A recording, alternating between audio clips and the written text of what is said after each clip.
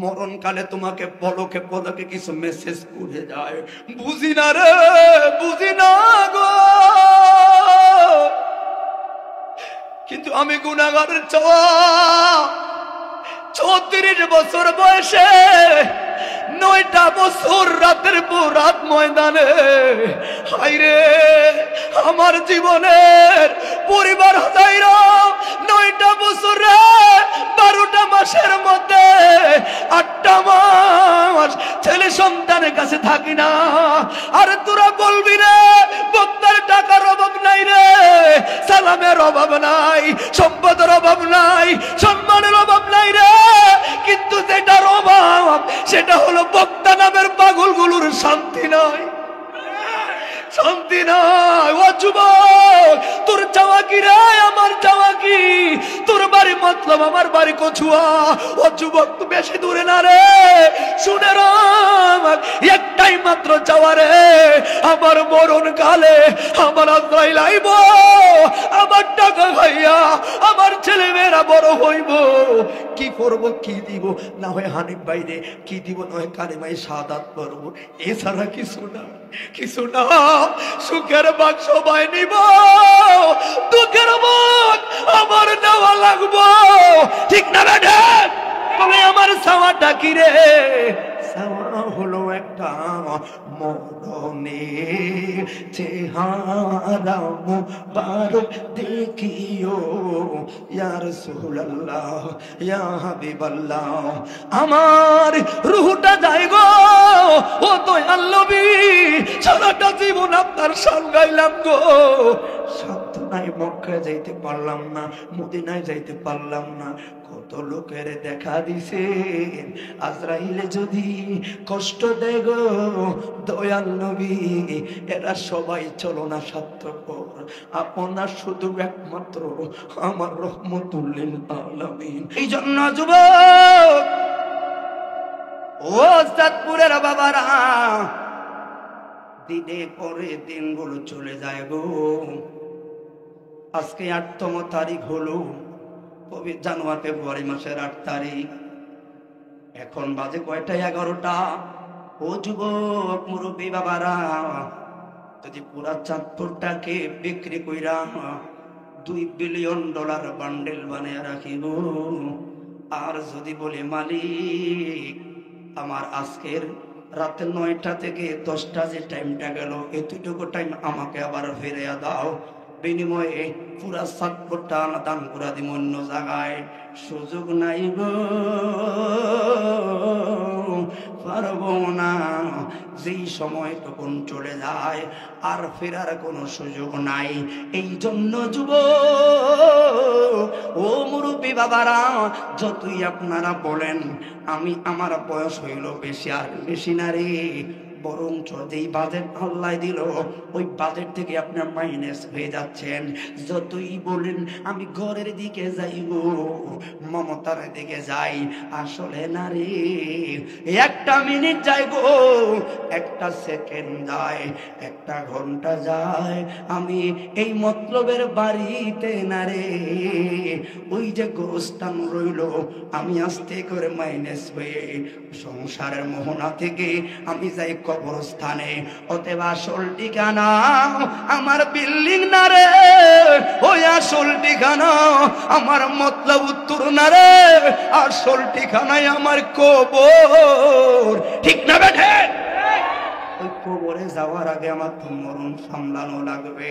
আমার নবী বলল, যদি কোনো মুসলমান দৈনিক 20 বার শুধু মরণটাকে স্মরণ করে, 20 বার স্মরণ করলে ওই স্মরণরত অবস্থায় যদি মইরা যায়, আমার নবী বলল 20 বার যদি মরণরে স্মরণ করি গো, ওই স্মরণরত অবস্থায় যদি মারা যায়, আমার নবী কইল তার তার মরণটা একটা শহীদের মর্যাদা পাওয়া যায়।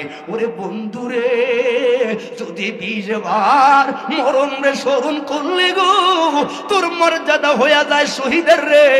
ও যুবক, ও মুরব্বী বাবারা, আর ওই মরণকে স্মরণ কইরা যদি মসজিদটারে গলার মালা বানাই, ওই মরণ রে স্মরণ কইরা যদি হালাল পথে অবলম্বন করি, যদি আমি রে মা বাবার সেবা করি, আমার পজিশন কি বাড়বো না কমবো? কথা বলেন, বাড়বো না কমবো? আমনে যাওয়ার আজকে সুযোগ নাই, দেখেছি সবাই জবান খুলে বলুন আল্লাহু আকবার। এই জন্য বাবা চলনার মাঝে এটা খেয়াল রাখতে হবে, কুল্লু নাফসিন যায়কাতুল, কুল্লু নাফসিন যায়কাতুল। কে কে মরবেন না হাত তোলেন। সবাই তো মরবেন, হয়তো 2-1 জায়গায় তারা মরার চিন্তা মতো হয়তো নাও থাকতে পারে, তো আমার মরও লাগবো, ঠিক ঠিক নেই, মরা লাগবো। এই জন্য বাবা ওই মরণকালে ইমাম গাজ্জালির কিছু বই পড়ে অবাক হয়ে গেলাম।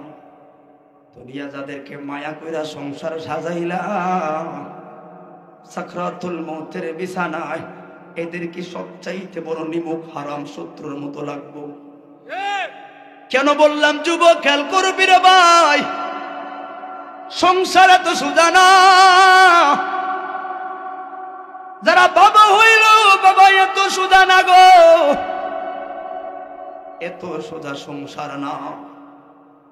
যতদিন সন্তানের টাকা দিবা ততদিন সন্তান বালা। টাকা দেওয়া বন্ধ করো, এবার নিজের পায়ে নিজে দাঁড়াও, দেখবা বাবার বিরুদ্ধে কথা বলতে যায়। ও বন্ধুরে, আর এইখানে দাড়ি পাকা মুরব্বী যে কয়জন আছেন, বাবা দাড়ি তো এমনি পাকে না, কষ্ট কইরা সংসার করে পাকলো। এই জন্য বাবা কেন বললাম গো, ওই মরণ কালে আজরাইল যখন আমার আইব কি পরিমাণ কষ্ট দিব রে। এই জন্য আমরা এখন ওয়াজের প্রথম মরকে ভয় করো, মরণ রে ভয় করো। এই মরার ভয় নাই, এই জন্য করে চুরি বাট পারে, মরার ভয় নাই রে, এই জন্য আরেকজনের হক মেরে খায় রে, মরার ভয় নাই। এই জন্য যুবক আযানটা দিল রে, ঘাটটা পেরাইয়া ময়মনসিংহ হাটে চলে গেলাম, আর মুয়াজ্জিন বলল হাইয়া আলাস সালাহ হাইয়া আলাল ফালাহ, এরে নামাজে আয়, এই নামাজে তোর কল্যাণ। আমরার যুবককে ধুর, কারণ কি? ওই যে মরার ভয় নাই। যুবক কেন ভয় থাকবো বুঝলা না? কারণ কি? বাবা মরলো, দাদা মরলো, আমরা কাছে দাঁড়াইয়াছিলাম, কি করলাম? হয়তো দাদারে হারাইলাম, বাবারে হারাইলাম, সুগে কানলাম গো, সুগে কানলাম। কিন্তু আজরাইল যে আইলো, আজরাইল লোকে যে আরো বাহিনী আইলো, কেউ তো দেখলাম না। আমার আব্বার সাথে কি ব্যবহার করা হয় রে, ওই সময় কেউ দেখতাম না। বাবুরহাট মুন্সিরহাটের বাবা, ওই দিন যদি রে আজরাইল কেমনে রে আমার বাবার রুহটা নেয় রে, যদি দেখতি রে। ও যুবক, ও বাবা, তুই মাহফিল ছাড়তি না, ফজর তলায় বইয়া থাকতি রে, মসজিদের থেকে যাইতি না। আজরাইলে কষ্ট বড় কঠিন। হাত তুলে বলি আল্লাহু আকবার।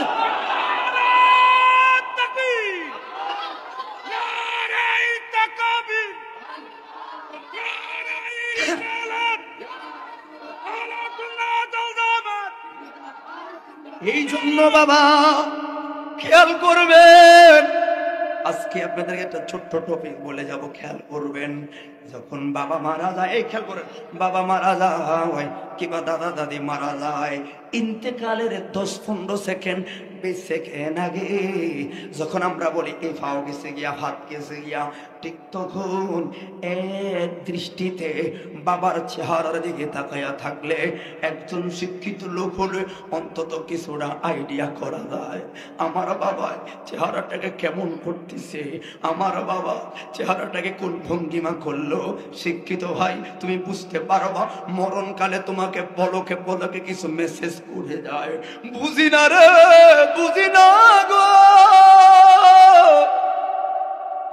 কিন্তু আমি গুনাহগারের চাওয়া 34 বছর বয়সে 9টা বছর রাতের পর রাত ময়দানে, হায়রে আমার জীবনের পরিবার হাজাইরা 9টা বছরে 12টা মাসের মধ্যে 8টা মাস ছেলে সন্তানের কাছে থাকি না। আর তোরা বলবি রে বক্তার টাকার অভাব নাই রে, সালামের অভাব নাই, সম্পদের অভাব নাই, সম্মানের অভাব নাই রে, কিন্তু যেটার অভাব সেটা হলো বক্তা নামের পাগলগুলোর শান্তি নাই, শান্তি নাই। ও যুবক, তোর চাওয়া কি রে? আমার চাওয়া কি? তোর বাড়ি মতলব, আমার বাড়ি কচুয়া। ও যুবক, তুমি বেশি দূরে না রে, শুনে রাখ, একটাই মাত্র চাওয়া রে, আমার মরণ কালে আমার আজরাইল আইব, আমার টাকা খাইয়া আমার ছেলে মেয়েরা বড় হইব, কি করব, কি দিব? না হয় হানিফ বাইরে কি দিব, না হয় কালেমায় শাহাদাত পড়ব, এছাড়া কিছু না, কিছু না। সুখের ভাগ সবাই নিব, দুঃখের ভাগ আমার নেওয়া লাগবো, ঠিক না বেটা? তবে আমার সাওয়াটা কি রে? সাওয়া হলো একটা মরণের চেহারা মুবারক দেখিও ইয়া রাসূলুল্লাহ ইয়া হাবিবাল্লাহ। আমার রূহটা যায় গো ও দয়াল নবী, সারাটা জীবন আপনার শান গাইলাম গো, সাধনায় মক্কা যাইতে পারলাম না, মদিনায় যাইতে পারলাম না, কত লোকের দেখা দিছে। আজরাইলে যদি কষ্ট দেয় গো দয়াল নবী, এরা সবাই চলো না স্বার্থপর, আপনার শুধু একমাত্র আমার রহমতুল লিল আলামিন মায়ার নবী, আসেন একটু আমার কিনারে। আজরাইলের কষ্ট সহ্য হয় না, যদি দু নয়নে আপনারে দেখতে পাই গো, এই জন্য আমার বাবা বলে বারে কষ্টের কাপড় বাঁধতে চাকরি কর। আমি বললাম শুধু একটাই চাওয়া, মরণে চেহারা মুবারক দে। সবাই বলতে হবে আমার যেরকম চাওয়া আপনারও তো চাওয়া, না বলো তো অন্তরটা কালেকশন রাখবেন। আমার উস্তাদ ওই দিন বললেন চট্টগ্রামে অলিউদ আসে কিরে যত না তার রসুল লেখলি রে, এটার মতো এত স্বাদ লাগে না, কারণ শেষ নিদানে যদি নবীরে না পাই তাহলে তো আমার আফসোসের আর সীমানা নাই। শেষ জীবনে মরণকালে যদি দেখতে নবীরে না পাই তোমার আফসোসে তোমার এমনি বুক ফেটে যাবে। বলুন মরণে চেহারা মুবারক দেখিও, বলুন মরণে চেহারা মুবারক দেখিও, আকা কাছে বসে কালিমাটা পড়িয়ে দিও। আপনারা পারতেন না, মনে পারবেন না, একটু চেষ্টা করে পারার লাগে না, মনটা দেন। বলুন মরণে চেহারা মুবারক দেখিও। মরণকালে আসলে কে কে চান নবী আপনার কাছে আসুক? কে চান বলুন তো? এখন স্লোগান বলুন মরণে চেহারা মুবারক দেখিও, বলুন মরণে চেহারা মুবারক দেখিও, ও আকা কাছে বসে কালেমাটা পড়িয়ে দিও, ও কাছে বসে কালেমাটা পড়িয়ে দিও, রোজা মুবারক বারবারে নিও, মুবারক কদমে চুমিতে দিও, মুবারক কদমে চুমিতে দিও, রোজা মুবারক বারবারে নিও, মুবারক কদমে চুমিতে দিও, মুবারক কদমে চুমিতে দিও, চুমিতে দিও। আর রূহটা আমার রুহটা বের হতে হাসিটা দিও, আমার রুহটা বের হতে হাসিটা দিও, তোমার মোবারক হাত আমার কপালে দিও, তোমার মোবারক হাত আমার কপালে দিও, মরণে চেহারা মোবারক দেখিও, আকা মরণে চেহারা মোবারক দেখিও, কাকা কাছে বসে কালিমাটা পড়িয়ে দিও, আমায় গোসল দিয়ে জানা যাব রাইতে নিলে, অসহায়ের দিকে একটু মায়ায় তাকাবে, অসহায়ের দিকে একটু মায়ায় তাকাবে, গোসল দিয়ে জানা যাব রাইতে নিলে, অসহায়ের দিকে একটু মায়ায় তাকাবে গো, অসহায়ের দিকে একটু মায়ায় তাকাবে, আকা কবরে যখন একা তখন আসিও, আহা কবরে যখন একা তখন আসিও, তোমার মোবারক বুকে আমায় টানিয়া নিও, তোমার মোবারক বুকে আমায় টানিয়া নিও, ওই আমার মরণের কতদিন বাকি আমি জানিলাম না গো, আল্লাহ মরণের কতদিন বাকি, পারবে না বলতেন, আমার মরণের কতদিন, অনেকে পারে না, চেষ্টা করে না, নিলাম না গো আল্লাহ মরণের কতদিন বাকি, আমার মরণ, সবাই আলেমরা বলেন, কতদিন বাকি আমি জানিলাম না গো আল্লাহ মরণের কতদিন, আমার আজরাইল আসিয়া যখন হস্তে দিবা দরে, আজরাইল আসিয়া যখন হস্তে দিবা দরে, তখন আমার মনা ভাই করবা লুকা লুকি, আমি জানিলাম না গো আল্লাহ মরণের কতদিন বাকি, আমার মরণের কতদিন বাকি আমি জানিলাম না গো আল্লাহ মরণের কতদিন বাকি, আমার হায়াত হইল হাতে বাইরে, মত হইল পায়ে, হায়াত হইল হাতে বাইরে, মত হইল পায়ে, সেই জায়গা যার মরণ লেখা সেই জায়গা সেই মরে, আমি জানিলাম না গো আল্লাহ মরণের কতদিন বাকি, আমার মরণের কতদিন বাকি আমি জানিলাম না গো আল্লাহ মরণের কতদিন বাকি, ও আমার 40 দিন আগে হাইরে মৌতের নিশানে, জলতে আইসা আমায় হাতে দিয়া বান্দিয়া আমি জানিলাম না গো আল্লাহ মরণের কতদিন বাকি, আমার মরণের কতদিন বাকি আমি জানিলাম না গো আল্লাহ মরণের কতদিন বাকি, এই জন্য বাবা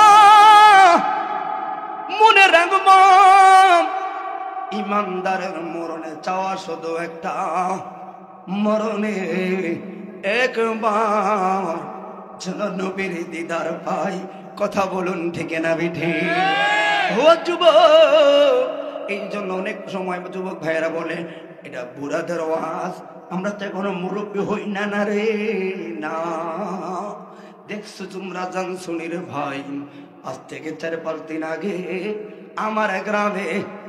আমার গ্রামে কখন বাইরে ছেলে হুন্ডা সারাইতো যায়া এমন ভাবে লাগাইয়া দিছে রে, চেহারাটা বসকায়া গেছে, ফুসফুসটা পাইটা হইরা রইল।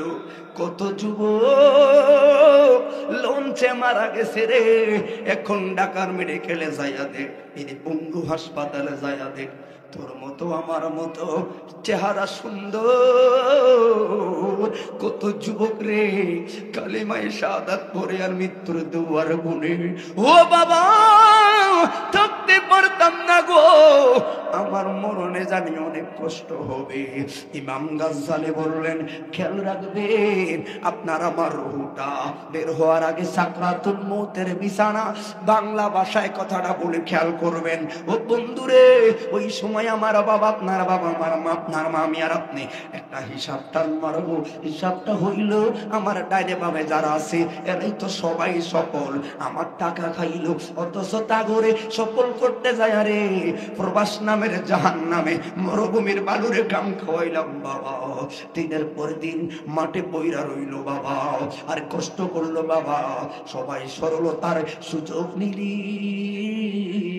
আজকে তো দেখলাম রে অথচ তো করে মায়া কইরা সুদ খাইলাম, তো করে বাঁচাইতে ঘুষ খাইলাম, তো করে বাঁচাইতে হারাম খাইলাম। কে রে এখন তো তোরা কেউ আমার বিপদে আগাইলি না।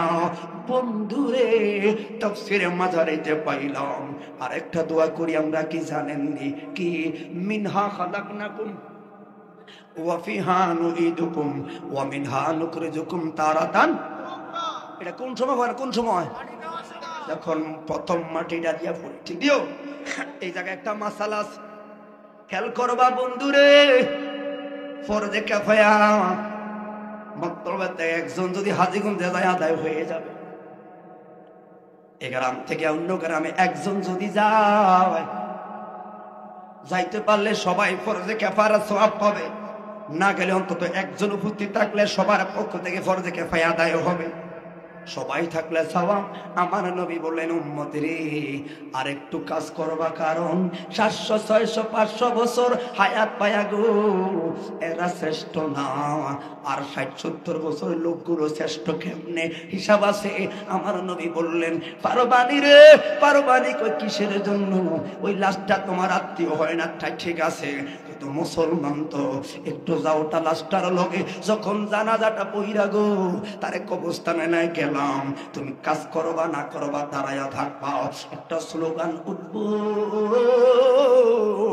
কে ধরবেন কবরের প্রথম মাটি, একটা স্লোগান উঠবো, ওরে তোরায়া যায় রে ওই মাটিটা বিসমিল্লাহ বইলা আর এই দোয়াখানা দিয়া যখন কবরে ফালাইয়া দাফন করবো, লাস্ট একটু মুনাজাতটা দিয়া আইব তো কি হইব?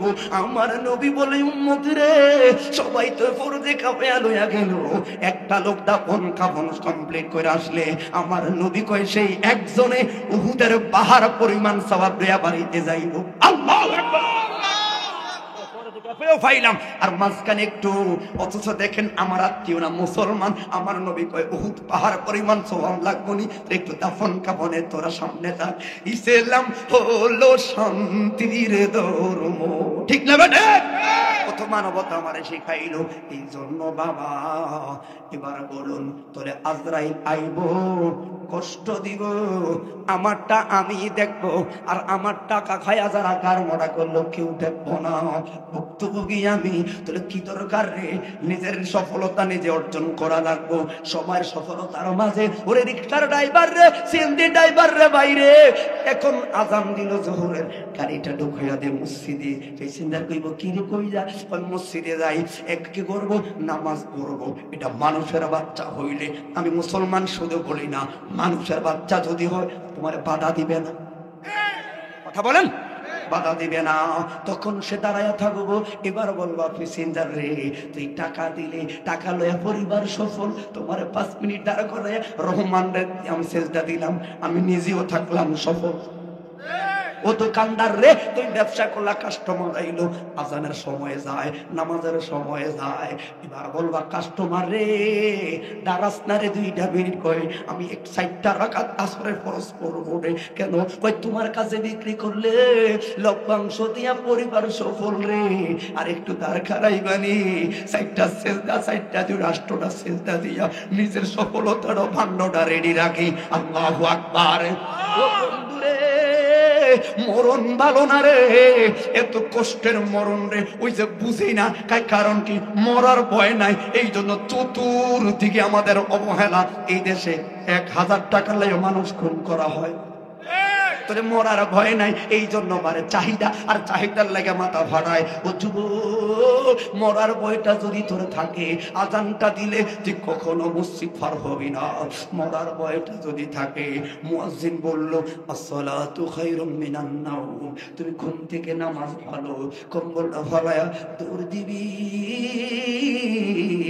ওই যে মরার ভয় নাই, এই জন্য যত নাশকতা, ঠিক না বেঠে? ও যুবক, এই আয়াতে আরেকটা ব্যাখ্যা পাইলাম, ঈসা রুহুল্লাহ, তাফসীর ভিত্তিক কথাটা বলে যে মাযহারিতে পাইলাম। এবার ঈসা রুহুল্লাহ রে আমার আল্লাহ কিছু মুজিজা দিল। নাম্বার 1 মুজিজা হইল ঈসা নবী মৃত মানুষকে জীবিত বানাতে পারতো। এই ক্ষমতা ওনাকে দিয়েছেন কে? আল্লাহ। কথা বলেন কে? আল্লাহ। কষ্ট হচ্ছে আপনাদের? কেরে সুন্নি বক্তা ওয়াজতে কেরে মরণ ঠিক কর, সর্বশেষ কই আসল জিনিস কোনটা, হেরে হইল সোনার মদিনা। কারণ বাইরে আমরা শুনি ঠিক আছে, আমাকে ইবাদত বড় ঘাটতি হয়ে গেছে। আসল কথা, মরণের ভয় নাই। মরার ভয় থাকলে আইতইব মাহফিল, কারণ কোন বিবির মায়া গেছো, কালকে কাম আছে, এই ডরে গেছো, এগুন তোমার প্রথম বিরোধী। আমি বলছি আয়াত একটা জানি, ইয়াউমা তামলিকু নাফসুন লিনাফসিন শাইআ, হাসর ময়দান কায়েম হলে এক আত্মার বিরোধী। এটি আঙ্গ কসুয়ার না, ওইটি আমাদের ঘরের লোক আমাদের বিরোধী। কথা বলেন? ওই সময় আরো আমরা গেড়ি ফাঁড়া দিব, আমরা খায়া কিল্লাই আমাদের 10 লাখ টাকা ঘুষ দিয়া আমার অগ্রে ব্যাংক চাকরি দিছো, কিল্লাই গা এখন আল্লাহ মামলা আটকাই গেছি, হারাইলই তোমার ঘর যায়। উমা টাকাও আমার মায়ের উপায়, আমি কষ্ট করলাম, হাসরও বলে আটকাইবো। কথা বলে ঠিক নেই? আমরা বোধহয় সময় বিয়াতে গায়ে হলুদ হয়নি ভাই, গায়ে হলুদ হয়নি, বাদ্যডোল বাজায় না, বাজেনি? হ্যাঁ, গায়ে হলুদে বাদ্যডোল বাজায়নি? এরা কি মুসলমান নি? মুসলমানে বাজায়নি?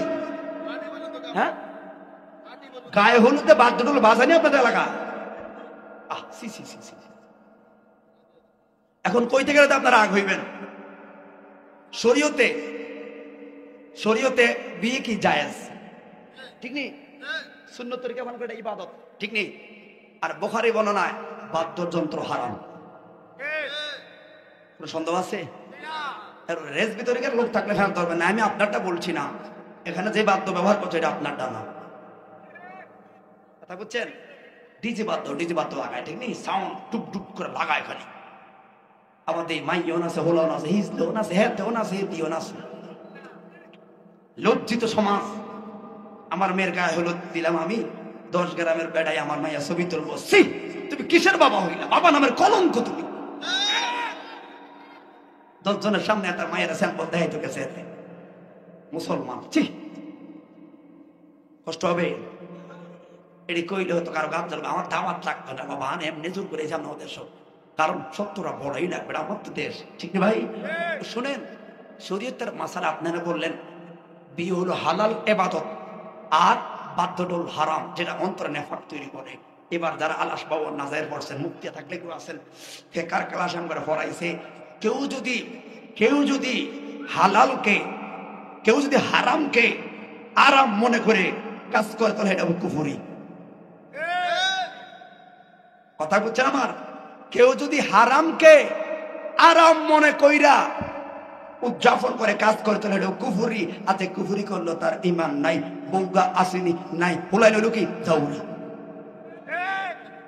কথা বলেন? থাকলে এখন কথা বলো, অফিস কিনা কইও না। বাদ্যডোল হারাম, আপনি গায়ে হলুদ এটা মনে করছেন আরাম, ঠিক নেই?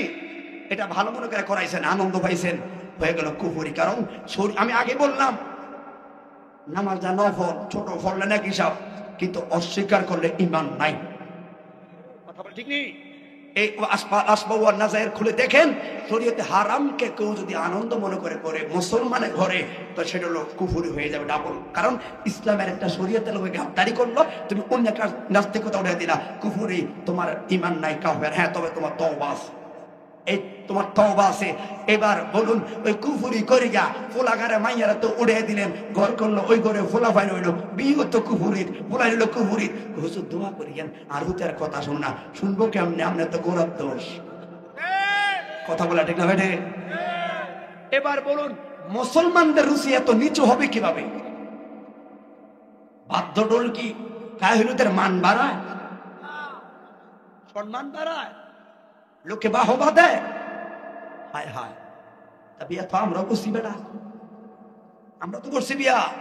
টাকার গরম থাকলে মাইয়া থাকবো ঘরে গা হলুদ বসা, কিন্তু এবার মঞ্চ বানায়া চট্টগ্রাম থেকে শিল্পে না নাতরাজের কনসার্ট লাগাই দেয়, ঠিক না বেটে? তোর যদি টাকার গরম থাকে, মেয়ে থাকবে ঘরে পর্দা, ওখানে একটু মেহেদি দিয়ে বসে থাকবে গা হলুদ, আবার দেই ধূপ টুপ আগুন টাগুন কত কিছু দেয়। আচ্ছা ভাই কোন যায় আগুনটা দেয় কিনলে? সামনে আগুন সেরাক দেয়, দুফা দেয়, এই ধান দেয়, আপনারা কিনলাই দেয়, কিনলে আমার কোন আমাদের হানাবি মাজার এগুলো আছে তাঙ্গরে হুঁচা কয় কিলে লাই কিনলে ঘিরেছি কে বরকত হইব? ইনটা ধান লাগাইলেন বরকতের লাই, ইনটা লাগাইলেন ডিজে, তারপর ডাবল করতে আছেন। কথা বলেন। এই জন্য বললাম যুবক এখনো বিয়ে করো নাই, কি অবিবাহিতকে হাত তোলো। আপনারা বিয়ে করেন না, হাত নামাও। বলবো আমরা বিয়ে করব, যৌতুক ছাড়া বিয়ে করবা, কে হাত তোলো। যৌতুক ছাড়া, যৌতুক ছাড়া বিয়ে করবা, কে হাত তোলো। গায়ে হলুদে কোনো বাদ্যডোল বাঁচতে পারবে না, কে হাত তোলো। আল্লাহ কবুল করে বলো আমিন। যুবক, যে আমার কথা একটা লোক যদি আমল করো, এতে লক্ষ টাকা সাকসেস। একটা লোক যুবক। আবার কি সমস্যা হচ্ছে ভাই? আমি ওয়াজের ফাঁকে সমাজ সংস্কারে কিছু কথা বলি কারণেও, এই জন্য আবার কথাটা আর একটাও সমস্যা আছে। আবার কার্ড দেয় খানা খাওয়ায়, একটা হোটেল ব্যবসা আমার সমাজে আছে, আসেনি? যেমন এই হোটেলের মেসিয়ার থাকে ভিতরে খাওয়ায়, লোক কাস্টমার মেসিয়াররা খাওয়ায়, হোটেলের ম্যানেজার থাকে কোনায়, ওই সামনে কেশিয়ার ক্যাশও আছে না? ও মা কত দেবার লেহে কার্ড দিয়া আছে না নাই? তাহলে হোটেল ব্যবসা করে, এটা বিয়া করে কিনতে। আবার ছেলের বাপ মেয়ের বাপ চায়।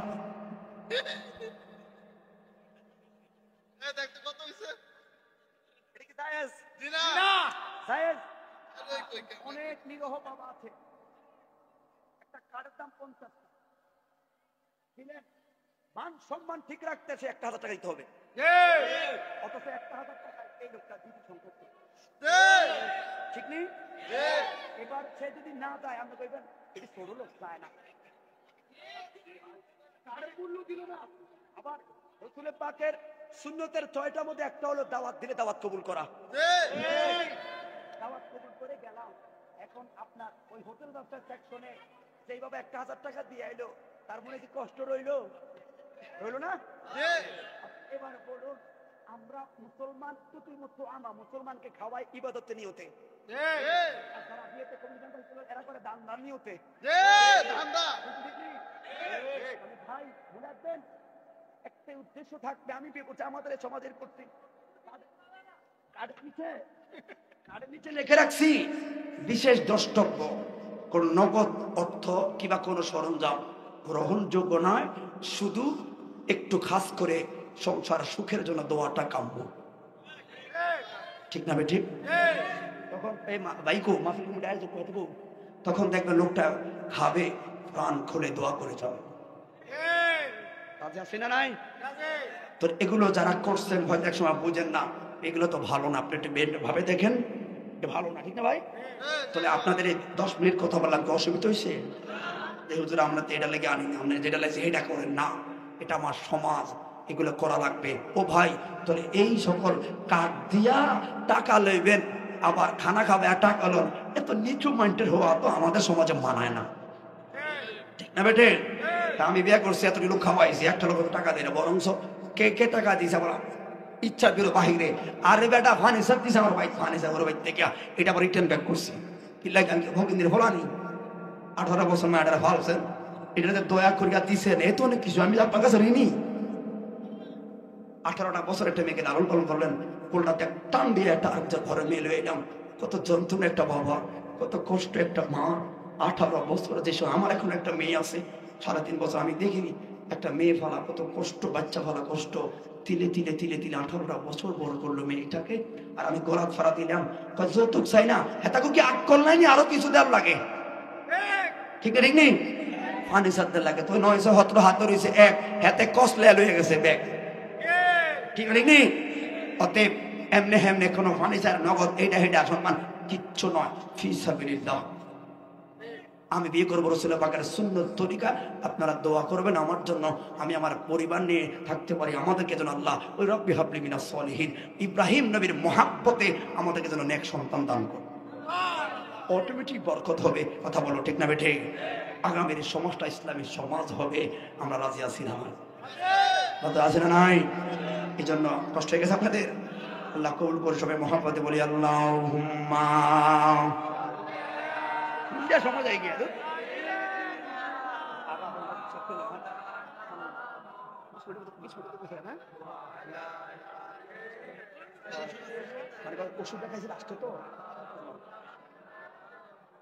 মহাব্বতে বলি আল্লাহুম্মা। এই সংসারটা যদি আগে গোছানো থাকতো আমার কষ্ট হইল না, টানতে মজার আগে আগে গোছানো লাগছে। আলালে সাইয়্যিদিনা দো নয়নে রাসূল পাক দেখলে কেমন হতো, জন্ম আমার নবী যোগে ওলে কেমন হতো। আল্লাহুম্মা।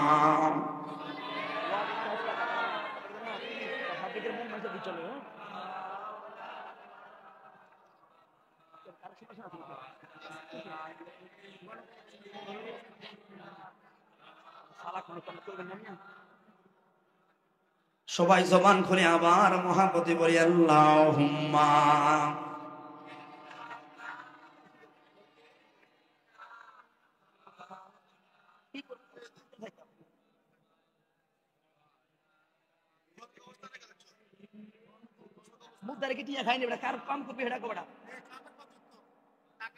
সবাই মোহাম্মতে বলি আল্লাহু আকবার। সব রাসূল আমার তো হাতে সামনে বলি তো আর বলুন, মিনহা খালাকনাকুম ওয়া ফিহা নুঈদুকুম ওয়া মিনহা নুখরিজুকুম তারাতান উখরা। আল্লাহ বলল কি, এই মাটি থেকে বানাইলাম, ঠিক নিও এখন ধরলে তো ধরা যায়। আল্লাহ আপনি বলেন খালাকতুল ইনসানা মিন নুতফা, মাটি মানুষ বানাইছেন আপনি কেন? ওই নাফাক ফানে দিয়ে। আবার এই জায়গায় বললেন মাটি ফেস তো লাগাইছেন আপনি, কি বলবেন? এই জন্য শরীয়তের কিছু জিনিস আছে মাতাব্বরীকরণ ভালো না, কথা বলে না কেন? আল্লাহ পাক রহস্যময় পৃথিবী বোঝানোর জন্য কৌশল আল্লাহ পাক পৃথিবীটাকে সুন্দর রাখলেন। বন্ধুরে আমি বললাম ওই আজরাইল আইব একদিন না হয় পরে, আগামীকাল না হয় পরশু, আর এই আমি যে আজকের মাহফিলে আধা ঘন্টা পরে মোনাজাতটা দিব গো, এটার তো গ্যারান্টি নাই। আজরাইল আইব, দেখি না যন্ত্রণা, এই জন্য মৃত্যুর ভয়ও নাই। করি আমি বাটপাড়ি তুলে একটু ছোট্ট উদাহরণ এই আয়াত থেকে আমি বের করলাম তাফসীরে মাযহারি থেকে। ঈসা নবী আল্লাহ মুজিজা দিল, মুজিজাটা হইল। আরেকটা বিষয় রাখা যায় আলেমরা, খেয়াল করে আলেম থেকে একটা প্রশ্ন রাখতে যায়, আচ্ছা কয়দিন আমার জ্বালাইতে সেটা লইয়া আমরা তো জানি সবচাইতে কম শাস্তি হবে জাহান্নামে কার? নবীর চাচা আবু তালেব, বুখারীতে, ঠিক নেই? এবং শাস্তিটা কি? শাস্তিটা হলো ওনার পায়ে একটা আগুনের পায়ে দুইটা জোতা পরাইয়া দিব, ওই জোতাগুলোর হিটে মগজ গটবট গটবট করবে। আরে বন্ধুরে, এটাই যদি কম শাস্তি হয় রে, তাহলে বেশি ডাকি রে। আমি আমার মাত্র একজন শ্রোতা উঠলো এই পর্যন্ত, আল্লাহ কবুল করে বলুন আমিন। কাজ তো থাকতে পারে, শুধু আপনারা পড়ছেন দেখে আমি কথাটা বাড়াই, আমরা কবে কেটা গেলাম বন্ধুরে। কিন্তু গতকালকে একটা মাসালা দেখলাম, এটা ভাববেন যেহেতু মাদ্রাসায় থাকেন সবাই ভাবাইবেন। এবার বুখারীতে পাইলাম উনি জাহান্নামী। আবার ঈসা নবীর ঘটনাতে আরেক কাহিনী পাইলাম, শুনবেন আলেমরা কয় কি, ঈসা নবী যখন সর্বশেষ দুনিয়াতে আইব এটার বিশ্বাস করা ফরজ। ঈসা নবী আসবে, ঠিক নিও। কি হয়ে নবী হয়ে নয়, আমার আপনার মতো আখিরি নবীর উম্মত হয়ে, ঠিক নেই? কিন্তু আমি মশালাটা দেখলাম কেমন জানি নষ্ট করাম কিছু বন্ধু দিন শুনলাম বাইরে ঈসা নবী যখন প্রকাশিত হতে চাইবে তখন লোকেরা উনি খানে কাবার আশেপাশে আসবে কিংবা মক্কা মদিনা আশেপাশে আসবে, সৌদি আরবে আইবেডার ধরেন, কিন্তু ভাইরে ওনাকে বলা হবে ঈসা নবী, আমি ঈসা নবী না, বিশ্বাস করি না। তো আপনারা কি চান? আমরা জানি আমাদের ঈসা নবীর একটা মজা দিল আল্লাহ। মজেজাটা কি? উনি মৃত মানুষ জীবিত বানাতে পারতেন, এটা ঈসা নবীর আল্লাহ সে মজা দিল। যদি আপনি সত্যিকার ঈসা নবী হইয়া থাকেন তাই একদম মরা মানুষ জীবিত বানায়া দেন, কয় আসো এরে আসো, কই আরে কবরটা যেই জায়গায় যাবে ওইটাই হলো আবু তালেবের কবর। একটু ভাইবেন ভাইয়ারা, কারণ আমি এটা জানি না, জানার জন্য বলছি আলেমদের কাছে প্রশ্ন হয় কি, আমি তো বুখারীতে পাইলাম আবু তালেব ঈমান কবুল করে নাই, নবী রিকোয়েস্ট করলো, তবে নবীর অন্তর দোয়াতে কোথায় গিয়া লাগে? রহস্য থাকতে পারে কেন? আশেকে তো দলিল লাগে না, ঠিক নিও? দলিল লাগে না কেন? এক সাহাবী নামাজ পড়ে আমার নবী ডাকছে, আসে না, নামাজটা শেষ করে আইলো, আইতে নাই আল্লাহ আয়াত আনফালে ইস্তাজিবু লিল্লাহি ওয়া লিরাসূল ইযা দাআকুম, কিতা করস? নামাজ পাবো নবী আগে, আল্লাহু আকবার। সবকিছু চাইতে নবীর ডাকে আগে সাড়া দেওয়া লাগবে। এই জন্য আমি দেখলাম প্রেম একদিকে মাসালা আরেকদিকে, এই জন্য নীরবতা থাইকা কাইটটা আইসা গেলাম। কথাটা আপনাদের কাছে আলেমদেরকে বললাম, মাদ্রাসা ভাববেন তখন ঈসা নবী যেই কবরের সামনে গিয়া দাঁড়াইব ওটা হলো নবীর চাচা আবু তালেবের কবর। যাইয়া কইব কুম্বি ইজনিল্লাহ, আল্লাহর হুকুমে দাঁড়ায়া যাও, উঠা যাও। ওই সময় লাফ দিয়া আবু তালেব উঠবো, ঈসা নবী কইব নবীর চাচা রে, নবীর খেদমত করলি রে, কালিমা জুড়ে নাই রে, দেরি করিস না, এখন কালিমাটা হইরা জান্নাতি হই আবার কবরে ঢুইকা যা। রাখেন তখন ভাই রে স্লোগান, এখন সময় নাই ভাই, স্লোগানের পক্ষে আমরা। তখন ঈসা নবী উঠাইব আবু তালেব রে, কালিমাটা হইরা আবার ঢুকাইয়া দিব। এক দিক দিয়া ঈসা নবী মজেদাও প্রকাশ পাইব, আর একদিক দিয়া আবু তালেব আবার জান্নাতের নিশানা পাইব। তো বুখারীতে শুনলাম একটা, এই মাসালা একটু ভাববেন, আসলে কি যদি প্রেমের নজর আইসা যায় হতে পারে, কথা বলা ঠিক না বেঠে? কিন্তু আমি এটাই এই জন্য বলি নাই, এটাই ঘটনা সত্য কোনো বলি নাই, হতে পারে। এই জন্য বাবা, ও বাবা গো, এবার আসি মরার যন্ত্রণা এই টপিকটা দিয়া, এরপরে বুঝবেন হারাম খাইতে হিসাব করবেন। এই মুজিজার ক্ষেত্রে ঈসা নবী যখন পাহাড়ের কে সাজাইব, একজন মহিলা দেখলেন কেমন ভাবে কান্দে, ওর সামনে একটা গোরস্থান, ছোট্ট একটা লীল খবর দেখা যায়। একবার দেখলো গো ও মহিলা কান্দে, আবার হাসে রে, আবার শিরোনি একটা লইয়া দাঁড়াইলো, কি যেন অভিনয় করলো। ঈসা নবী বলেন সর্বদার আমারই তো উম্মত, যাইয়া বললেন মা, ও মা গো, আশেপাশে কোন লোক দেখি নাই গো মা, মা গো কার লগে গো কথা কও, কার লগে কথা কও। মহিলাটা ঈসা নবীর দেখা কইব, পয়গম্বর আগের মতো কি মানুষ বাঁচাইতে পারেননি? ক্ষমতাটা কি আল্লাহ লইয়া গেছেন না? আছে। ওই ঈসা নবী বললেন আল্লাহ সকল সম্মানের মালিক আল্লাহ, সকল ইজ্জতের মালিক আল্লাহ, আল্লাহ দয়া করলে প্রয়োজন হলে আল্লাহ রহমতে কার্যক্রম চলে এখনো আছে। ওই মহিলা বললেন পয়গম্বর রে, আমি একজন মা রে, মা আমার স্বামীটা 7-8 বছর আগে মারা গেল, বাড়িটাই আমার একটা পাশে, একলা বাড়ি। তো কি হইল গো, আমার সম্বল বলতে আমার একটা 13 বছরের ছোট্ট মেয়ে। হুজুর মেয়ে আমার কেমন আদরের গো, বুঝাইতে পারতাম না গো। কোমা কি হইল, থাকলেও মেয়ে না থাকলেও মেয়ে, আদরের মেয়ে। হুজুর আজ থেকে 3 মাস আগে একটা মরণ বিধি রোগ চাপলো, যত যুদ্ধ করলাম আজরাইলের লগে পারলাম না গো, পারলাম না। আজ থেকে 3 মাস আগে আমার সোনামণি এই জায়গায় শুয়ে রয়েছে হুজুর। আমার মেয়েটারে কবর রাখার পর এমন কোনো দিন নাই রাত নাই মেয়ের কথা মনে হইলে তোরাইয়া গোরস্থানে আসি গো, কারণ এই বাড়ি এই সংসারে এই ঘরে আমার আর কেউ নয়। এই জন্য ও হুজুর গো, সম্বনে আমার এটা শিরুনিয়ান সুফিল্লাই জানেন। এখন তো ফোরের টাইম আমার মজা সব হারায়া আবেগে আপ্লুত হয়ে কেমনে বলে হুজুর, মায় ডাক দিলে শুনতো, মার লগে খেলতো, হাসতো, খানা গাইতো, কথা বলতো। আজকে 3 মাস হইল ডাকি গো, কই গো মা উঠুস না গো, আবেগ হয়ে গেছে মেয়ের হারায়, উঠুস না, চুল গুলো আশ্রয়া দিয়াম হুজুর ডাকি, মেয়েটা এত পাষাণ, আমার ডাক একটু শুনেও না, সারাও দেয় না, এমন রাগ তো কোনো সময় করতে দেখি না। কেমন আবেগ হলো সন্তানকে হারায়া হুজুর। আর রাগ করারও একটা কারণও আছে আমার, কয় মা কি হুজুর গো, ও পয়গম্বর, গরিব হইল মেয়ে তো একটা, গরিব হইল সমাজের দামি দামি কাপড়গুলো আমার মেয়ের আমি পরাইতাম হুজুর গো।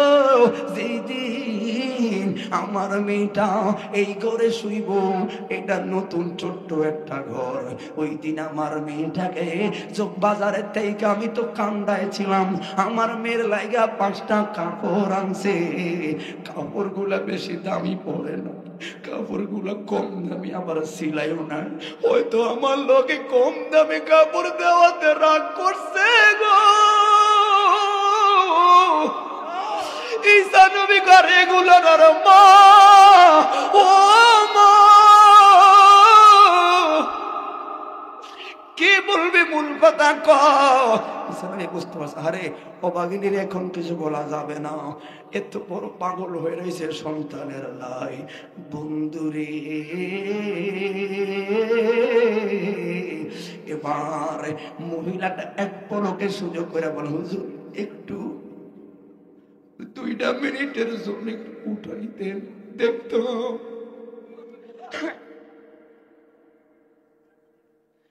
ঈসা পয়গম্বর রে, আরে 2 মিনিট লাগা, একটু উঠাস না রে, আমার সোনা মনির একটু দেখতো, দুহাই রে পয়গম্বর একটু উঠাও না, একটু শুধু দেখতাম, একটু উঠান না গো। আল্লাহ না আপনাকে সেই ক্ষমতা দিল। দেখি 3 মাসে কেমন হলো আমার মেয়ে, শোয় না শোয় না। এই জন্য তো বলি তোমাকে ডাকি যদি একবার, আল্লাহ আমাকে কাছে টানো বার বার, তোমাকে ডাকি যদি একবার, আল্লাহ আমাকে কাছে টানো বার বার। যদি পথ ভুলে যাই আমাকে দিও ঠাই, যদি পথ ভুলে যাই আমাকে দিও ঠাই, দিও দিশা এইটুকু আবেদন, আল্লাহ আমাকে কাছে টানো বার বার, তোমাকে ডাকি যদি একবার, আল্লাহ আমাকে কাছে টানো বার বার। কেন বললাম এই কথাটা বললাম, দেখেন ফকিনের ছেলে ছাল নাই চুল নাই, আজকে মঞ্চে কথা বলে, আজকে এলিয়েন গাড়ি 40 লাখ টাকার কেমনে চালায়। আল্লাহর দরবারে রহমতের অভাব নাই, আসল ভান্ডারটা হলো বাপ মার কাছে। ঠিক না বেঠি বন্ধুরে? বসে এই জন্য শেষ করে দিই কথাটা, একটু গুছাই দিই ভাই, আলেমরা থাকলে ভালো লাগে। আগামীকাল তোমার মাহফিল আছে, এদিকে মা, এদিকে আগামীকাল মাহফিল বাবুরহাটের দিকে আপনারা যাই আগামীকাল। এ বাবা, কেন বললাম ঈসা নবী দেখলো মহিলাটাকে, এই মুহূর্তে না করাও যাবে না। নবীরা হলো কোমল, আর নবী মাসুম নিষ্পাপ, কোমল আকলওয়ালা। বন্ধুরে কবরের সামনে যায় শর্ট করে দেই, ঈসা নবী ডাক দিল কুম্বি ইজনিল্লাহ, কুম্বি ইজনিল্লাহ। তিনবার ডাক দিছে গো, কবরটা ফাড়া শুরু করলো। মহিলাটা বলল পয়গম্বর, 3 মাস পরে আমার সোনা মনের দেখাম গো। ঈসা নবী বলেন মালিক রে, 3 মাস পরে নিজের সন্তানদের দেখার কি আনন্দ অনুভূতি, একটা মার চেহারা দেখা যায় রে আল্লাহ। উঠাইয়া দে, উঠাইয়া দে, আল্লাহু আকবার। মেয়েটা লাফ দিয়া ওইটা সালাম দিলেন, আসসালামু আলাইকুম ইয়া ঈসা রুহুল্লাহ। আমি অনেক কবি ভাইদেরকে দেখছি ওয়াজটা করে, 2 বার সালাম দিলেন, আসসালামু আলাইকুম ইয়া ঈসা রুহুল্লাহ। 3 বার সালাম দেওয়ার আগে এবার মা প্রশ্ন বলে, গো ও মেয়ে, এই যে তোর মা, এইদিকে তাকাস না একটু, এইদিকে জালা জুরায়না, তোর মা এইদিকে, এইদিকে তাকাও। 3 নাম্বার সালাম টানা দিয়া এবার মার দিকে তাকাইতে না তাকাইতেছে এটা ওপরে। মা তো বলল কি গো মা, তোরে যখন দাফন করলো 3 মাস আগে, কয় হ্যাঁ মারে, 13 বছরের মেরে তোর চুলগুলো ছিল কালা, আর এখন কবর থেকে উঠে দেখলাম তোর চুলগুলো পক পক সাদা সাদা রে। কেমনে রে হইল সাদা? এবার 13 বছরের মেয়ে কয় মা, আল্লাহর দুনিয়ায় বাপ মা হলো এমন একটা জিনিস রে, মৃত্যুর দুয়ারেও দাঁড়ায় সন্তানের কল্যাণ চায় মায়, সন্তানের কল্যাণ চায় বাবায়। ওরে প্রসব বেদনা পারলে রে, ডাক্তার যদি কয় হয়তো গাছ রাখেন না হয় ফল রাখেন, কুন্ডা লইবে মায় শুনলে কয় এরে গাছটা জাগরে ফলটা এর নাম মা। ও যুবক, দুনিয়ার মানুষের 44% পেইন, তার মানে 46 ডিগ্রি ব্যথা যদি কারো হয়ে যায়, 46 ডিগ্রি ব্যথা কি জানুনি? একটা মানুষের 200-150 হাড়ের মধ্যে একই টাইমে যদি 30টা হাড্ডি ভেঙে ফেলা হয়, 30টা হাড্ডি ভাঙলে রে যেই অসুখটা হয়, যে ব্যথাটা জাগে, ওই ব্যথার তারতম্য পার্সেন্টেজ হলো 46 ডিগ্রি ব্যথা পেইন। এবার এই ব্যথায় একজন মানুষের মৃত্যুর ঝুঁকি যায় প্রায় 92%, 90 থেকে 92 ভাগ মৃত্যুর ঝুঁকি চলে যায়। তার মানে এই 30টা হাড্ডি ভাঙলে রে এই লোকটার ব্যথা হয় 46 ডিগ্রি, আর মৃত্যুর দুয়ারে যায় 92। ওর যুবক জানুনি, আমার মায় এখন আমরা 6টা ভাই বোন হইলাম। আমার মায় যখন আমার দুনিয়াতে আনছে রে, ওই দুনিয়াতে আসার আগে আমার মার একটা প্রসব বেদনায় উঠছে রে, ওইটা তো 46 ডিগ্রি যায় না রে। ওই প্রসব বেদনাটা মার 62 থেকে 67% পর্যন্ত মার গলে যায় বাড়ি দিছে। এরপর এই 65 ডিগ্রি ব্যথা লইছে। ও যুবক, যেই জায়গায় 46 ডিগ্রি ব্যথায় মানুষ বইয়া যায়।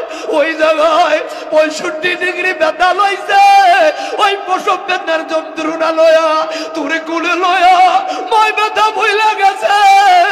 আজকে ওই মারে বলকে বললি বুড়ি বললি, ওই মারে খানা দিলি না, ওই মার খানা লয়া বাক করলি, ওই বাবারে বুইরা বললি, ওই মারে বুড়ি বললি।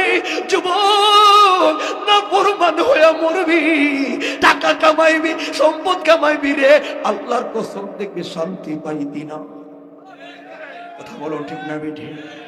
আরে দেখরে আর ফকির নির্ভলারে মঞ্চে বানাইছে বাপ মা দোয়া, শিক্ষিত হয়ে মঞ্চে কলমের গুতে মঞ্চে বসা যায় না, এটা ব্যতিক্রম জায়গা।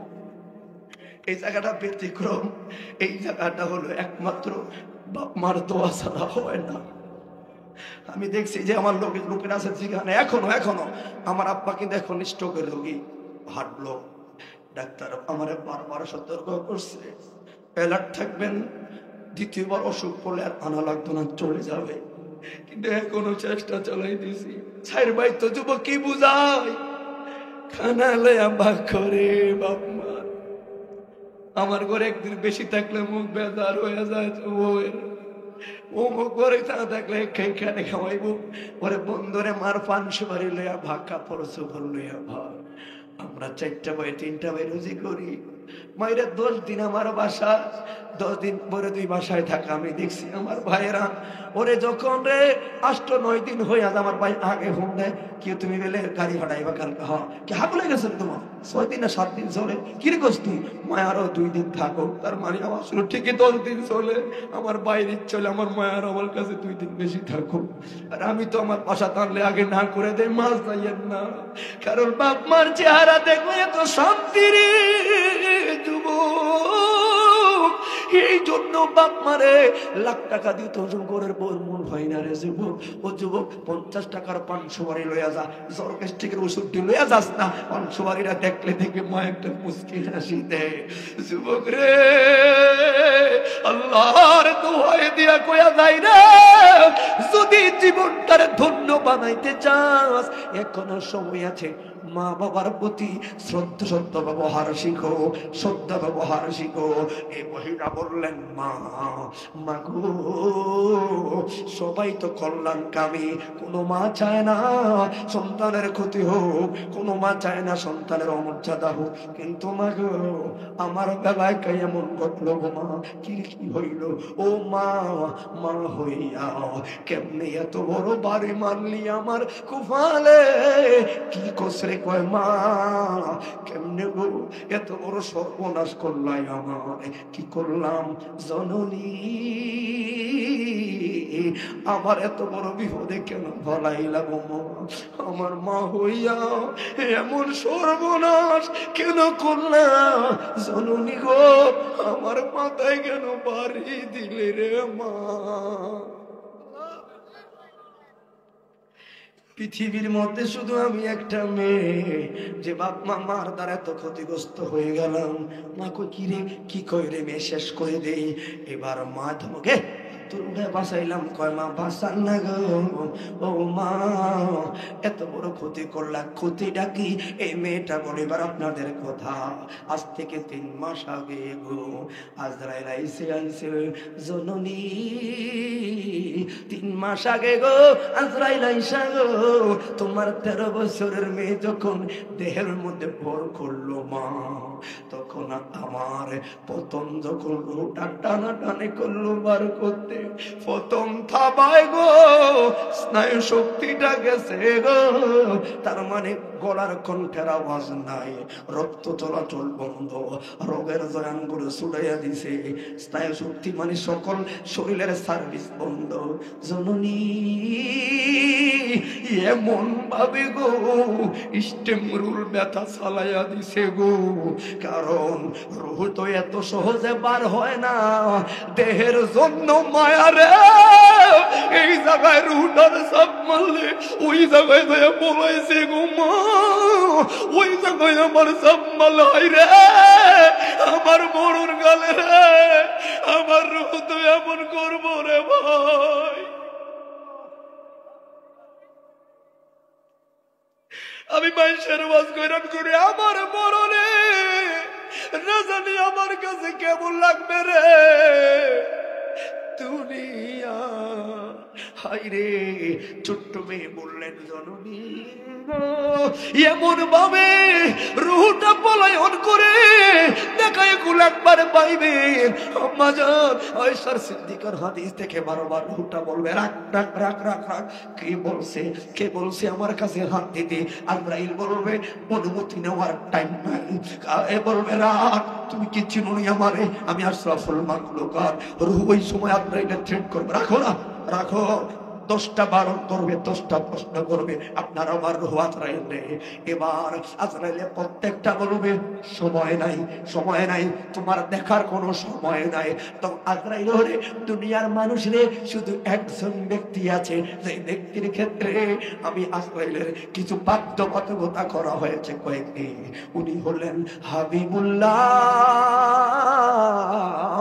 হাবিবুল্লাহর দুয়ারে যখন গেলাম, আল্লাহ আজরাইলে কয়, আজরাইল রে ঢুকিস না রে বন্ধু, অনুমতি দিলে ঢুকবি, বন্ধু অনুমতি না দিলে ফিরাইবি। আমার আজরাইল রে বুকে হাত দিতে খেয়াল রাখবি, ইনি হাবিবুল্লাহ। সবচাইতে হাসানের সহিত কষ্ট নিবদু রুহ নিবি রে, রুহ মুবারক নিবি। যখন আজরাইলে হাতটা রাখলো, আমার নবী দু নয়নের পানি ছাড়লো। এবার বলো কি করো ইয়া রাসূলুল্লাহ? আল্লাহর হুকুম, সবচাইতে কম কষ্ট দিয়া আপনার রুহ নিতে আজরাইলে কি রাখছ? মাত্র হাতের পরশটা রাখলাম। আমার নবী কয়, আজরাইল পুরা হাত কি রাখো না? কয় না, মাত্র হাতের বাঁশটা রাখছি। আজরাইল রে হাতের বাঁশ রাখলে দে আমার কাছে মনে হয় মনে সাত আসমানটা তাস করে মুখে ভালো দিলি। আজরাইল রে তোর হাতের পরশে যদি আমার কাছে এমন লাগে রে, তোরে আমার মতলবের বাংলারা গুনাহগার রে। এরে আজরাইল সর, জিবরাইল সামনে আয়, আমার আব্দার আছে রে। ও যুবক, কেন নবীর শান গাই রে, কেন নবীর পাগল রে, কেন আমার দুরূদ পড়তে ভালো লাগে, কেন নবীর ইয়া নবী সালাম আলাইকা কইলে শান্তি লাগে রে। কারণ এই জায়গায় যখন চলে যাবে তখন তো তোমার আমার মতো গুনাহগার রে ভুলে না। কথা বলুন ঠিক না বেঠি? শেষ করে দি বাবারে। ওই সময় আমার নবী বললেন, আজরাইল জিবরাইলে কান্ডা লাগা। জিবরাইল কান্ডা লাগাইলে ভাবছিল আহলে বাইতেরা তো গরিব অসহায়, কিছু লাগবো, উম্মাতুল মুমিনদের নিরাপত্তার জন্য পেশাব লাগবো, এটা লাগবো সেটা লাগবো, কর না, যা চাইবেন তা পাইবেন, কারণ ইন্নামা আনা কাসাম আল্লাহু ইউতি। কিন্তু আমার নবী কইল কই কি, আজরাইল রে রব্বি হাবিলি ইয়া উম্মতি, আমার উম্মতের প্রতি কি ওই আজ জিবরাইলের আমরা পাইলাম, আমাদের জন্য বলতে পাইলাম। জিবরাইলের সবচেয়ে বিকট আওয়াজটা ওই দিন দিছে কি, আমি জিবরাইল সিদরাতুল মুনতাহায় আমার বাসা, আমার বাড়ি ওই জায়গায়, কাম থাকলো আইতাম, না থাকলো আপনার কাছে আপনার করতাম। কই কিনলাই? কই হাবিবুল্লাহর কাছে বইয়া থাকতেই ভালো লাগে। কেন রে? কই কোন নবীর কাছে গেলাম 10 বার 20 বার 30 বার 400 বার উপরে যাই না, আর হাবিবুল্লাহ নবুয়তের 23টা বছরে আমি জিবরাইল আইছি একাই 24,000 বার। বন্ধুরে জিবরাইল কয় কি রে, যতবার দেখলাম নিজের জন্য চাই না রে, এখন শেষ প্রান্ত কইল কি, কই উম্মতি। আল্লাহ কয় জান জান জান, মাথায় আদাম জান জান জান। আরে ওটা কি?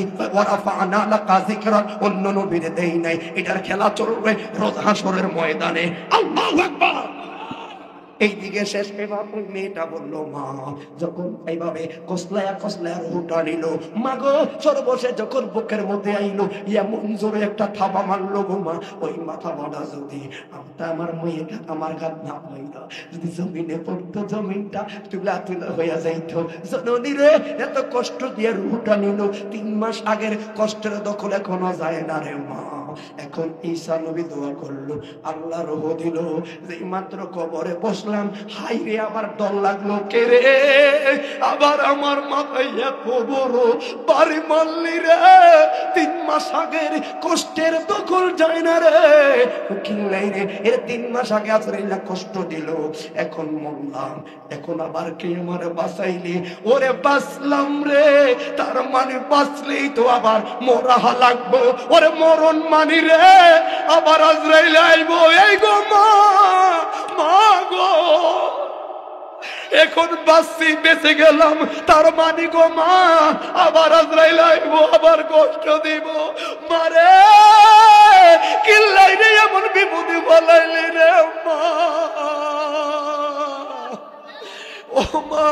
চুলগুলো এই জন্য কবরে বললাম, চিন্তাই এমন চাপলো, কবর থেকে উঠতে না উঠতে শুধু আবার আজরাইল কোন সময় ধরবো এই চিন্তায় কালা কালা চুলগুলো পাইকা সাদা হয়ে গেল। যুবক মানু বাবা রে, যুবক রে, যদি চুলগুলো কালো থেকে সাদা হলো এই তথ্যটা বলে দেয়, পাগল হয়ে যাইবি।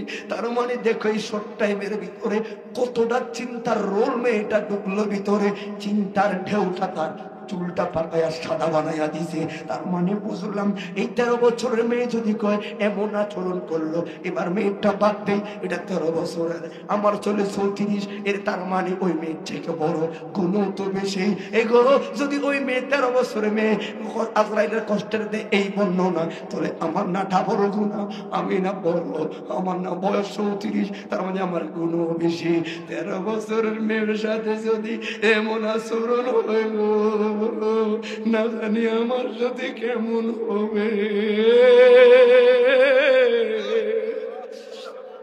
এই জন্য বাবা আমল নাই কামল নাই কিছু নাই, শুধু আপনার এটা ইশকে রাসূলুল্লাহ গলার মালা বানায়া 5 ওয়াক্ত নামাজ যদি পড়তে পারো, দেখবারে তোমার সাউল লাগবো না, তোমার ছাওয়া লাগবো না, তোমার আজরাইল যখন চাঁদের গাতাটা শুরু হবে, ওরে ক্যাবলামুখী হওয়ার আগে রে একজন আয়া ডাক দিব, করে মুবর কান্দির পাগলা রে, তাকাস না রে, আমি মদিনার দেখে আইছি রে, কেমন লাগে রে তোর দেখার লাগে আইছি রে।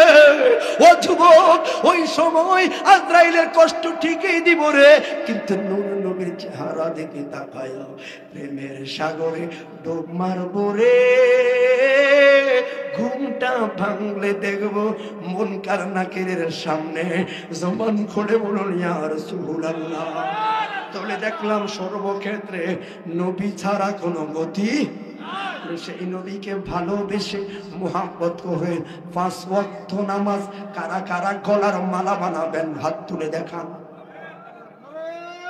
সে আমার কি বাগে আনা সে নবী গো, কোন ভাবে প্রশংসা করব জানা নাই আছে, ঠিক না বেটে?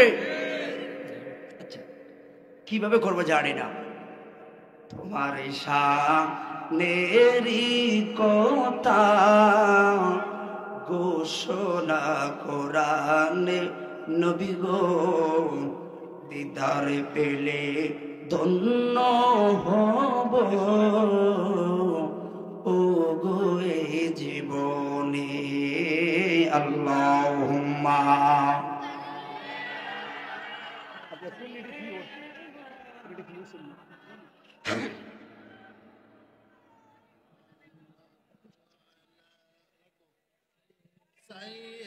মাওলানা আল্লাহ বলছে তোমায় মানলে মানা হবে তাকে, নবী গো আর 5 পারার 9 পৃষ্ঠার দলিল ঘোষণা কোরআনে, যে চিনেছে সে পেয়েছে ধন্য তার জীবনে, ঠিক না বেটে?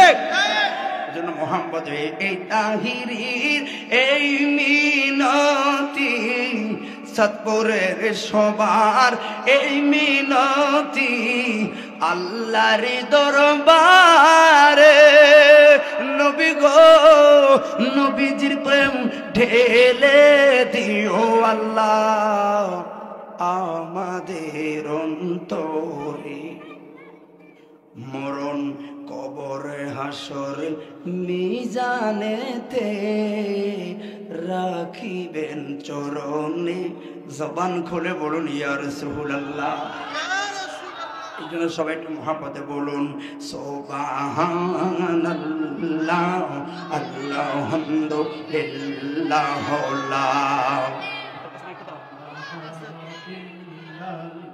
একটু আল্লাহকে জিকির আছে, এগুলো অসুবিধা আছে না? এগুলো আমরা কি জিকিরের বিরোধিতা নাকি? আমরা জিকিরের পক্ষে, তবে ভণ্ডামের বিরুদ্ধে। কথা বলেন না? আমি কোথায় আসে এখন জিকির দেয়, হ্যাঁ এটি যদি দেখেন আগে বাড়ি বাড়বেন ঘেনি বানায়, কিন্তু শান চলবে, জিকির চলবে, অন্তত আল্লাহ শব্দের স্পষ্ট থাকতে হবে। আগে দেখছি আমাদের মামিরা করে করতো, সহ্য করতে কিছু কইতাম না। এখন দেখি এই আমরা ইমতেহেন তেহেন্নে করছি, আর এই জিকির এখন ব্যবসা মহিলার কণ্ঠে টিকটকে চলে গেছে। তখন বুঝলাম সর্বনাশ। আল্লাহ এই মহান শব্দটা, এটা নাপাক মহিলা নাচতেছে, এই জন্য দায়ী কে? যে জায়গায় রহমান প্রতিটা সেকেন্ড আমাকে নিয়ন্ত্রণ করছে, সে আল্লাহর নামটা একটু আমি সুন্দরভাবে নিতে পারবো না, ডাকবো না। হ্যাঁ, বক্তারা শান গায় কেন? এর উদ্দেশ্য এটাই থাকে যদি আমার শানে আমার শ্রোতা উদ্বুদ্ধ হয়ে আল্লাহকে ডাকে। কিন্তু বক্তা যদি কই শান এমন উঠতে যায়, তাহলে তার গজব নিশ্চিত। কথা বলেন? এই জন্য বাবা আবার আরেকটা জিনিস আপনাকে বলি, যে মজলিসে জিকির হয় ওটা আল্লাহর মজলিস, ওখানে আপনি চুপ থাকতে পারতেন না। আপনার চুপ থাকার মন চাইলে আমি একটু যাই চা খাইয়ে গেলেন, কারণ আল্লাহ পাশের লোকটা আল্লাহ ডাকছে, আপনি আল্লাহ ডাকছেন, অথচ আপনার জবান আছে। কেমন জানি না ফরমান লাগে, ঠিক নেই? অথচ আল্লাহ আমার কত লোকের বোবা রাখছে, ডাক্তার না, আমার তো জবান দিয়েছে, ডাকি না। এই জন্য সবাই একটু আল্লাহকে ডাকা রাজি আসেনি, ও আসল রাজি আসেনি। এটা বরকতের জন্য আমরা তো সুন্নি ভাই, এটা জিকির আজকারের পক্ষে, কিন্তু ওই সকল ভাই ইসলামের কারণে এখন জিকির আজকার বন্ধ হয়ে যাচ্ছে। আসলে আমাদেরকে সুকৌশলে রহমানের দুয়ার থেকে সরাচ্ছে। কথা বলা ঠিক না বেটে? জিকির চলবে, কিন্তু ফাইজলামি চলবে না। আল্লাহ শব্দ উজাড় কোনটা আমরা রাখতে চাই কি চাই না? কথা বলেন, চাই কি চাই না? মুসলমান হয়ে আলহামদুলিল্লাহ অনেকে কইতালেন, আপনি কি মুসলমানে খুশি না? খুশি না? ও নবীর উম্মত থেকে আপনারা খুশি না? আবার বলে সবাই আলহামদুলিল্লাহ। এশার নামাজের লাস্টে 2 রাকাত নফল আছে না নাই? আসেনিও যে এই নফলটা যদি আমার আবু হানিফ ভাই না পড়ে সারা জীবন আমি তার গুনাহগার করতে পাইরাম? মাযহাব ক্ষেত্রে হতে জীবনে একবার পর একটা বিধান রাখছে, না পড়লে ওনাকে গুনাহগার বলতে পারতেন না। আমি এই লাস্টের 2 রাকাত নফল পড়লাম না, এটা এক হিসাব পড়ি না, কিন্তু আমি যদি এই 2 রাকাত নফলকে না পড়ি এক হিসাব, এটাকে মস্কারি করি, অ্যাঙ্কার করি, বাজে মন্তব্য করি, বলেন ইমান থাকবো নি?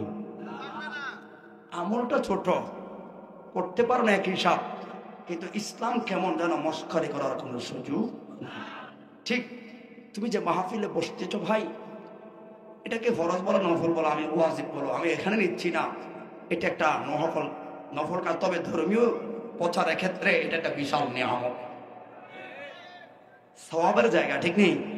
তুমি আসতে পারো না, বসতে পারো না, এটা এক হিসাব, কিন্তু বসে মজলিসের খেলাপ করলে প্রতিশোধটা কোথায়? আমি কেন উদাহরণ দিতে চাই না ভাই, কারণ মুসলমান ধর্মের এক নামই হলো ভদ্রতা।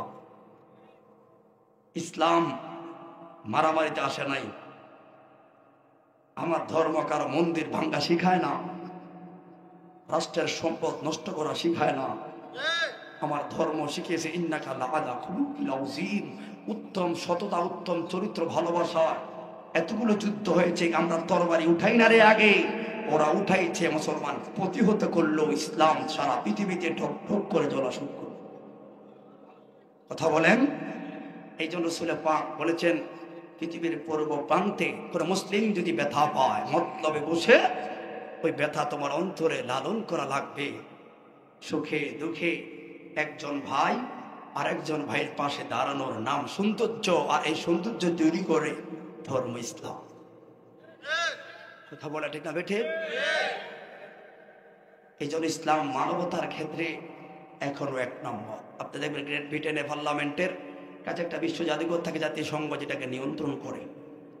ওরা মানবতা, সততা, চরিত্রতা, আমানতের ক্ষেত্রে পৃথিবীর মানব সম্প্রদায় আদপ্তি পর্যন্ত যাদের নাম তালিকা ঘোষণা করলো, খ্রিস্টান ইহুদি হওয়ার পরেও 1 নাম্বার নামটা রাখতে হলো মুহাম্মদ রাসূলুল্লাহ। ওরা বলেছে ধর্মের ক্ষেত্রে নয়, মানবতার ক্ষেত্রে ইনি একজন যিনি গুনাহ থেকে পবিত্র, যিনি সর্বক্ষেত্রে নোকসানিয়ত থেকে পবিত্র, যিনি চেয়েছেন পৃথিবীর এখন না শেষ পর্যন্ত বান্দা উম্মতের, নবীর উম্মতের কিভাবে কল্যাণ করা যায়। যে লোকটা, যে ব্যক্তি 63 বছর জিন্দিগিতে 23টা বছর মেহনত করলো, বাকি 40টা বছর কি করলো? বাংলাদেশে চলে আগবে নবী না, ও আর গাদা। নবী ঠিকই ছিলেন, কারণ আমি আলেম ঠিকই, পড়াশোনা করে সবকিছু হয়েছি, কিন্তু মঞ্চে যখন দিবে তখন আমারটা দেখাবো, ঠিক নেই? এর আগে কি আমি আলেম না? হয় আমার চর্চা তার বিয়ার তাহলে আর আগেই। ওই ভাই আপনি জানেন না রাসূলের পাক আম্মাজান হালিমাতুস সাদিয়ার বাম স্তরে দুধ খাইনে জীবন ও ডান স্তরে খেয়েছে কেন? কয় ভাই আর একটা আছে সৎ ভাই। তাহলে ইনসাফের সূত্র, কোরআন আসলো 40 বছর পরে, আর 40 বছর আগে যদি ইনসাফ দেখা গেল, ওরে তাহলে বুঝলাম হাকিকতে আইছে এটা 40 বছর বয়সে। মূল কিন্তু নবীও আসছে, লাউহে মাহফুজের কোরআন নবীর সাথে চলে আসছে। কথা বলে ঠিক না বেঠিক? এই জন্য ভাই আমার নবীর সম্মান মতলবের মানুষ আপনার কাছে কেমন জানি না, আপনাদের এলাকার হতে পারে, আমি গুনাহগার হতে পারি, কিন্তু জীবনে একটা পশম যতক্ষণ পর্যন্ত লড়বে, মুস্তফার শান থেকে 1 চুল পরিমাণ সরার কোনো সুযোগ নাই। কথা বলেন? কারণ যেই নবী আমাদেরকে ইসলাম দিল, আহারে কত লোক মারা গেল চাঁদপুরে, মতলবে খেয়াল নাই। চোখের পলকে কত ফেমাস লোক চলে গেল। হয়তো যারা পড়াশোনা করলাম, ইতিহাসে আমরা কিছু মনীষীদের গল্প পড়ি, সর্বোপরি সত্য মিথ্যা নিয়ে সাজায়, কিন্তু একজন মনীষীর কল্যাণে পৃথিবী চলে না। কত লোক আশেপাশে গেল, একসময় দাপট মতলবটারে কাঁপাইছে, এখন কবরটার উপরে ময়লা হয়ে গেছে, কেউ দেহ না। গত বছর দেখেন যমুনা ফিউচারের মালিক, যিনি যমুনা গ্রুপের মালিক আবুল সাহেব, গত রমজানে ওনার কবরের ফটোটা ফেসবুকে ভাইরাল হয়েছে। নেম প্লেটটাতে লেখা আছে যমুনা গ্রুপ অফ ইন্ডাস্ট্রির মেন হোল্ডার আলহাজ মোহাম্মদ আবুল হোসেন সাহেবের খবর। কবরের পরিবেশ দেখলাম, শুধু কয়েকটা ইট একটু ঘেরাও দিয়ে রাখছে, উপরে ময়লা পড়ে আছে। কোটি কোটি $1 মিলিয়ন খানা খায়। আবুল সাহেব মদ বিয়ার বানাইছেন, এখন আপনার গতি কি? চিনে না। এইটা উদাহরণ মাত্র একটা, কত রাঘব বোয়ালরা গেল খবর নাই। আরে যুবক, আজ থেকে 1450 বছর আগে ঝড়ঝড়িত অন্ধকার কোলাহল জাহিলিয়াত, যেই সময় মায়ের সাথে ছেলেরা জেনা করত, যেই সময় ছোট ছোট মেয়েদেরকে জীবিত খবর দেওয়া হতো, যে সময় সম্পদ লুটতরাজ করার একটা মিছিল চলত, যে সময় মানবতা একেবারে গহীন করে চলে গেল, ওই সময় জাহিলিয়াতুল আরবে আব্দুল মুতালিবের কুরাইশ বংশে আব্দুল্লাহর ঘরে মা আমেনার কোলে একজন নূরের নবী আসলো। হাইরে, 40টা বছর পর থেকে 23টা বছর মাঠে কাজ করলো, মাত্র 23টা বছর দৌড়াইল সাহাবীদেরকে নিয়ে। আজ 1450 বছর পরেও এখন ওনার জন্য বড় মায়া লাগে। গোষ্ঠীর কতকে মরে গেছে, দাদা খালা বড় দাদা চিনিও না, মায়াও লাগে না। কিন্তু গো দয়াল নবী, 23 বছরে কি করে গেলেন? আপনাকে কেউ কিছু কইলে আমার মাথা গরম হয়ে যায়। শুধু তো আপনাকে না, আপনার স্ত্রীদেরকে নিয়ে মন্তব্য করলে আমি রাজপথে মানববন্ধনের জন্য দৌড়াই। আপনাকে নিয়ে ব্যঙ্গ করলে ফ্রান্সের পণ্য বয়কটের মিছিল ডাকি। কোরআন আপনি এনেছেন, কোরআনকে নিয়ে অমর্যাদা করলে আমি রাজপথে জীবন দেওয়ার জন্য তৈরি হয়ে যাই। কি মায়া দিয়ে গেলেন এই বছরে। তাহলে বোঝা গেল সাধারণত কেউ নয়, আমরা ওই নবীর উম্মত। সবাই জবান খুলে বলি ইয়া রাসূলুল্লাহ। ওই রাসূল পাকের উম্মত আমরা। একটু সময় দেওয়া যাবে ইনশাআল্লাহ? আপনি কি বুঝতে পেরেছেন আমি যে এখানে 20 মিনিট সময় কথা বললাম কেন? তার মানে আমি আজকে গজ্জ করতে চাচ্ছি না। গজ্জ দইমা ফেলাতে আমি যেতাম, তাহলে আমি ঠিকই গজ্জ করতাম। শেষ ভালো যার সব ভালো তা আমার মূল বিষয় থাকবো, খেয়াল রাখবেন। উসুল একটা কায়দা, কুল্লু শাইইন ইয়ারজিউ ইলা আসলিহি, কুল্লু শাইইন ইয়ারজিউ ইলা আসলিহি। প্রত্যেকটা মানুষের একটা মূল আছে, সে একদম মূলের দিকে ধাবিত। আপনি যতই চান, আপনি মোবারকখন্দির বাড়িতে যাবেন না, আপনি বাড়িতে নয়, আপনি মূলের দিকে যাচ্ছেন, কবরের দিকে। কথা বলো ঠিক না ঠিক? তাহলে আমার বিষয় হলো, আমার কবর সামনে, মরণ আমার সামনে, কবর হাসর পরে মরণ ডাকার সামনে। আমার ওস্তাদ বলতো কবর হাসর ওয়াজ রাখস না, মরণটার ওয়াজটা ঠিক কর। কারণ এই মরণকালে যে নাজাত পাবে আজরাইলে পেরা থেকে, কষ্ট থেকে, এটা কবরের ভয় নাই, কত জায়গাতে ভয়। কথা বলেন। এরপরে প্রশ্ন করে হলো, এই যে তোমরা যে জান্নাত জাহান্নামের ওয়াজ করো, হা আল্লাহ জান্নাত করবে, এটা তো অনেক পরে হিসাব। এরে রুহুটা লইয়া দুইটা বাড়ি বানাইছে আল্লাহ, একটা ইল্লিন একটা সিজ্জিন। তো ইল্লিন আর সিজ্জিনে, ইল্লিনে রাখলে এটা লেগে জান্নাতের দোয়া করো লাগেনি, আর সিজ্জিনে রাখলে এটা এমনি জাহান্নামী। তো হেরে দিব কোন সময়? এই দুই বাড়িতে তো সিদ্ধান্ত হয়ে যা, ঠিক নেই? আমরা দোয়া করি রুহুর লেগে, রুহু তো আল্লাহ এটা লইয়ে যায় নফস। যদি সে বুঝলেন কবর হাসর হায়াত মতে নফস, আত্মাটা থাকবে, দেহ পড়ে থাকবে। ও ভাই, এই জন্য যে রুহুটা নেবে, ওই রুহুটা কতটা পবিত্র অবস্থা আল্লাহর কাছে যাইতে পারলো, এটাই দেখার বিষয়। আর কষ্ট দিবে না, ওয়াজ করবো। তাহলে আমার মূল বিষয়, আমি চলে যেতে হবে, আমি থাকার জন্য আসি নাই। অতএব ওই মরণ কালে কোন কোন কৌশল রসুল অবলম্বন, রসুলকে মহাব্বত করলে, নবীর আদর্শকে গলার মালা বানালে, মরণকালে আজরাইলের পেশাদ থেকে যদি একটু লাঘব পাওয়া যায়, রসুল পাকের মহাব্বতে আল্লাহ যেন কবুল করে। কারণ আমরা চলে যাব, থাকবো না। যাওয়ার আগে ইশকে রাসূলুল্লাহ, নবীর মহাব্বত অন্তত সামাল বানায়া কে কে কবর নিতে চান হাত তুলে দেখা।